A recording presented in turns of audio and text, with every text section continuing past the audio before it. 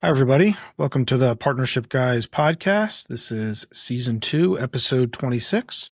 I'm here with Rob and Todd, as always. And today we are going to start the beginning of the end of season 2 and talking about what great partnerships really look like and what the benefits are of those partnerships. And today we're specifically going to try to talk about how to navigate crisis and why strong partnerships thrive in chaos.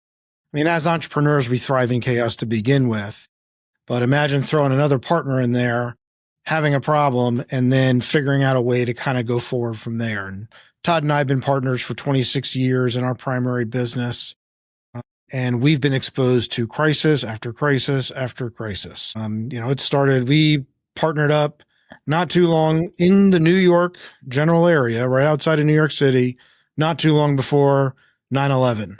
Which was bad enough for sure. But the anthrax scare, for a whole lot of reasons, and the kind of products we were selling made it even worse for us. We very easily could have shut down the business at that time. We certainly could have stopped and killed our partnership. We weren't in it that long. We weren't that strong of a partnership, but we realized that we've got the beginnings of something here and we can make this work. Some of that might have been because we had to make it work. But besides that, that was the beginning of us really understanding that crisis is where our partnership really thrives. When things happen, 9/11, anthrax, 2008, Hurricane Sandy, which was a huge thing in New Jersey, of course, COVID, every single one of those times, we've been able to figure out a way to not just make the business stronger, but make the partnership stronger.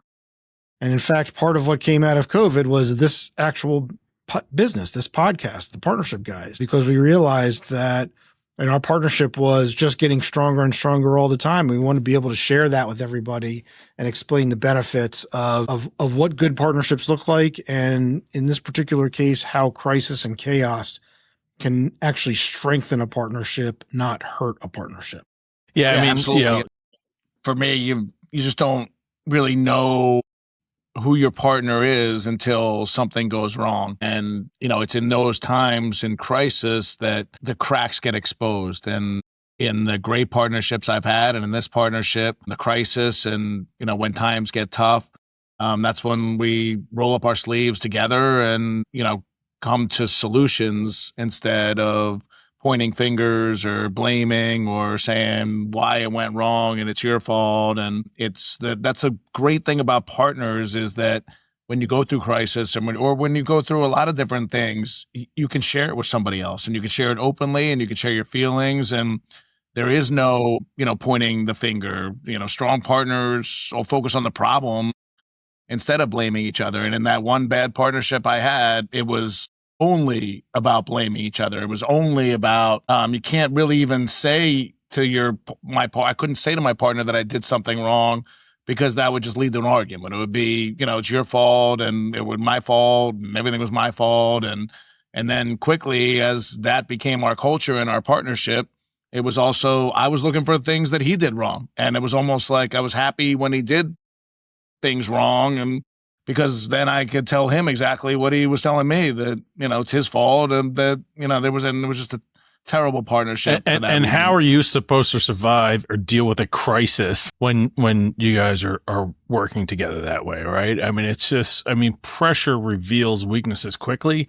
And if you're open with if you're already seeing these major cracks, it really, really makes things a lot worse than they could be if you were aligned. Stephen, you talked about some of these big national and regional crises we have, but we're in supply chain, right? So we have felt the ripple of COVID ever since the 2 weeks to flatten the curve, and because that affected supply chain dramatically, and it still kind of ripples and we feel it, but it wasn't like the sky is falling. We just well, we got through that. We know we can get through this. We got through that. We know we can get through this. And that's really what the lesson I've learned is having this strong partnership really isn't about when things are good. It's about really when things are under stress, because trust or lack of it becomes obvious. You know, you don't really know your partnership until something goes wrong. It's probably the best way to say it. And, having all these things go on, especially early in our partnership, really showed me what we had. Now, we had to work at it and build it, but we saw it relatively quickly into the partnership. Because to your point, I can almost guarantee I would have bailed if it was just me. It would have been too Anybody overwhelming. would have. Anybody. It was just, and had we not got through 9/11, have we not got through anthrax or '08 or Sandy, when COVID came around, it was a disaster, trying to actually physically move product when you can't get anybody in, right? So it's really, really important because to your point, Rob, right, crisis doesn't really create the cracks. It really does expose them. So, and when you do all the things that we've been talking about, especially throughout this whole season, to build trust and to build respect with your partner, it gives you an opportunity to be able to have the speed that you need to make decisions. Whereas I'm sure, Rob, with your bad partnership, that one bad partnership, when crisis happened, when you guys had arguments, it slowed things down. With Todd and I over the years, every time there's been crisis or some kind of chaos, whether that's external or we generated it ourselves, and we've done plenty of that for sure, decision-making actually sped up. Like we got better at what we were doing. And it has been a weird experience over time, but we do better when the shit's hitting the fan. Like I like that world. There's no time to second guess every decision. It's just you have to take action. The decisions they need to make, right? And that's the key thing. Got to have confidence in each other. Growing, there's always going to be, if you're the fun part of owning businesses is seeing the future and a future for your people and elevating people, and that's the fun of it. That's what you guys have done so well is kept your people motivated and active and engaged. And, to do that, the two of you have to be aligned, especially when there's crisis. We always talk about it. They all see it. They all see when things are going on. And for me and the bad partner 10-year lawsuit, a lot of it came down to trust. A lot of, so there would be a crisis in the business. And then if one of us had some sort of path or solution, the other one had such a lack of trust in what the other was saying. It just added a whole new level. And so how do you move forward? How do you move forward with anything when you don't trust the decision maker who's with you, your business partner, and you don't like them? And so that's where that business was doomed from the beginning. And the quote unquote worst thing was that we were making a lot of money, there was a lot of checks on the desk, and it was there. And that, masked a terrible partnership for only so long. In the end, the crisis was going to hit and it was going to be bad. And that's exactly what happened. When things would go wrong and installers, would call and things would get delayed or products would come delayed, the business it suffered terribly. And it's trust, only because right? The partnerships, the two partners couldn't get along and didn't trust each other. It's having that trust, but it's also having that clarity. We've talked about decision domains, and we've talked about having a full understanding of who's responsible for what areas of the business. That's great when things are going well, right? You decide this, I decide that, we're all aligned, everybody's happy. But when things are going sideways, if you don't have clarity about who's going to take care of what, imagine sitting in a war room, right? And you don't know who's responsible for what. You're going to add chaos on top of chaos. And that's where spending the time when things are great to work on the partnership and having clarity about decision domains and understanding where your partner wants to be in business and in life and having that all aligned. When crisis happens, it's just another day. And that's a big part of it is how you support your partner in those decision domains. So, we didn't have them within my bad partnership, but even if we did, there would have been no support from the other partner in that domain. So, if somebody does sales and somebody, executes on those sales, if The sales were, we were just checks coming in nonstop. To execute those jobs was difficult. And in our partnership, we were pointing fingers at each other. Like, if it was me, I was out selling jobs. And in times where, I was doing great, it was, you got to execute all of these. And times when I went out for a week and had 14 appointments and none of them were executed. He was like, you're not getting me. I can't execute nothing. And it was all pointing fingers. And then for me, it just spiraled downhill so quickly because we just didn't trust each other. We just didn't like each other, didn't trust each other, didn't want to be around each other. And that was a great business. On paper, great business. So important to build that trust and respect, early, or as soon as you realize that it's degrading, if it was there and it left, because trust really allows each person to act independently while staying aligned. And really, because in a crisis, trust becomes speed, and they need that speed to make decisions quickly to either, reduce risk, reduce exposure, increase opportunity. Just because it's crises doesn't mean good things can't come from it.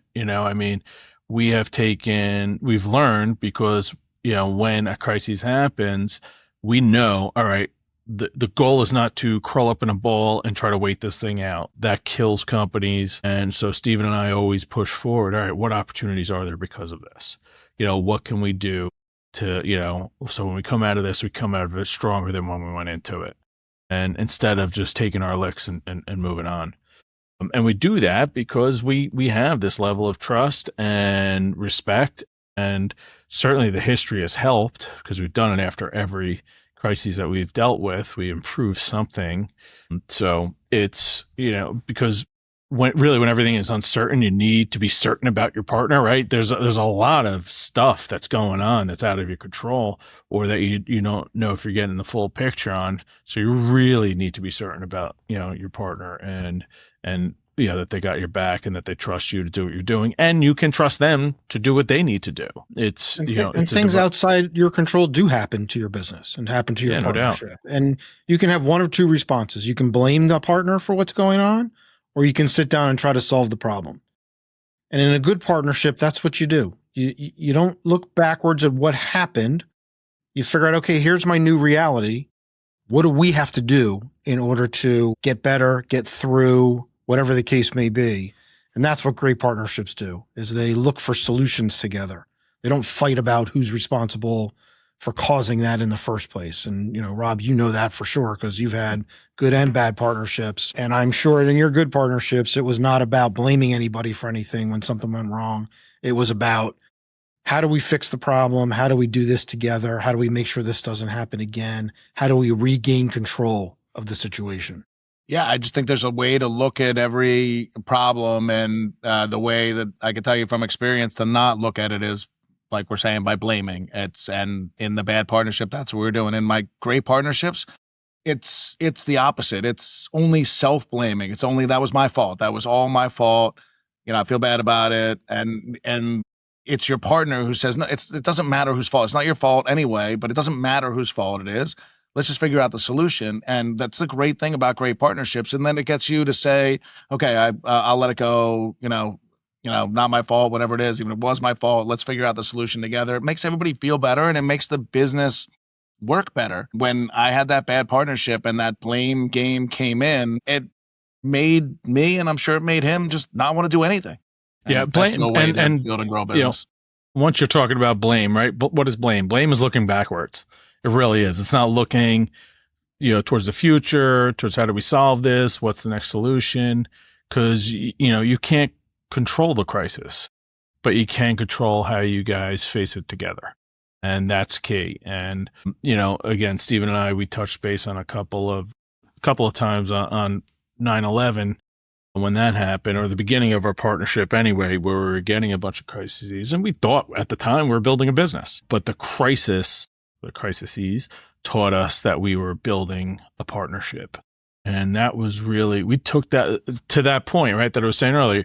We made some adjustments after, 9/11, the anthrax scare, all that stuff to the business, but we really decided to double down on the partnership. And that's really when we started working hard at building and maintaining our partnership, not just the business, which a lot of people typically end up doing, right? They worry about the business, not necessarily the partnership until it's too late in their. I mean, Todd, you talked before about, if you had been on your own when all that went down with the anthrax and everything, that it would have been much easier to walk away. I mean, that's what really, in my opinion, really defines an entrepreneur, somebody that has that resilience, that when they get knocked down, they get back up.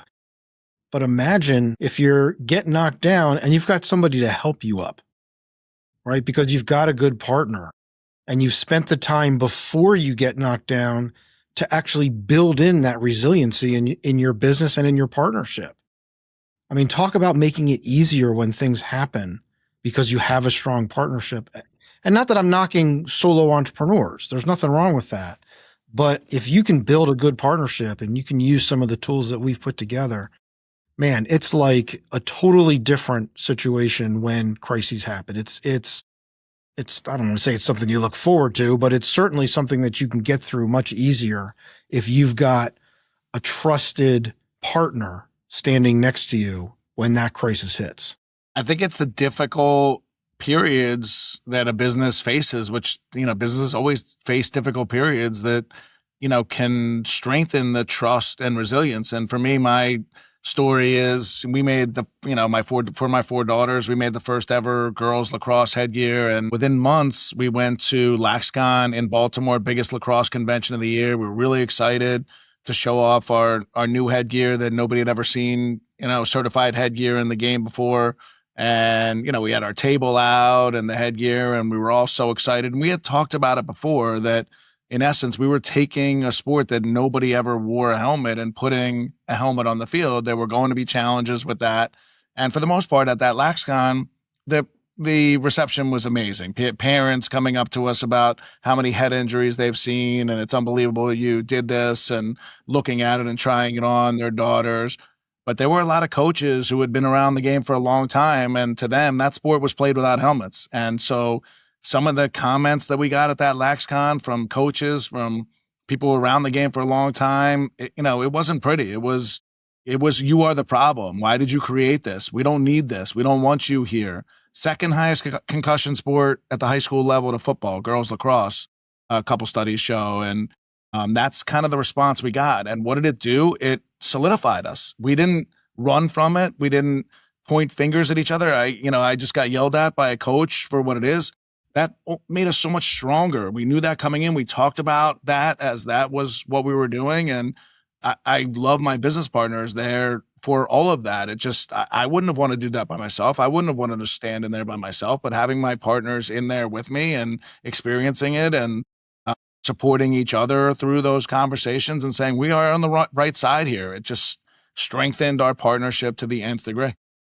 I mean, the real value of a partnership isn't having someone beside you when everything goes right. It's knowing that they'll still be beside you when everything goes wrong. That comfort that I've gotten over the years, because man, if there's a mistake to be made, I made it, over the course of my 35 plus years doing this. I don't make the same one twice. But man, there's sure are a lot of mistakes out there to be made. There sure are. But the fact that you guys are stand next to me when everything goes wrong is what gives me the peace to do a couple things, right? Try new things. And a lot of the mistakes are just trying to be creative and do new things. And sometimes it's just, I screwed up, but knowing that you guys are there during that, or when there's something that none of us can control going on, it really allows you to stay focused and to think fast and to move forward because you're not looking spinning behind you all the time, right? I mean, you've got somebody watching your back, so you don't have to be worried about that, and you can actually move the needle much more quickly because you've got that strong partnership, and because even if something bad does happen, you're going to fix it together and work on it together, and that's really what a strong partnership does. When you come across crisis, or you land yourself in a pot of chaos. And so, great conversation today. Like I said, this is kind of the beginning of the end of this season. We're going to continue to talk about what great partnerships bring to the table, what value they bring to partnerships and to the business and to your life. And so I really appreciate everybody listening. Thanks, Rob and Todd. This is Partnership Guys. You can find us at thepartnershipguys.com. You can listen to the podcast, of course, on Spotify, YouTube, Apple Podcasts. We are here to help. That's really our mission in life, is to help partners improve their partnership, exit their partnership, end their partnership, or even start a partnership. We want people to understand that they can get to a win, to a place of clarity and forward momentum in a way that doesn't have to be negative. It can be a very positive experience. And so we hope to hear from you. We hope to see you at one of our speaking gigs over the next few months. And thanks for listening, everybody. Talk to you soon. Thank you, everybody. Bye.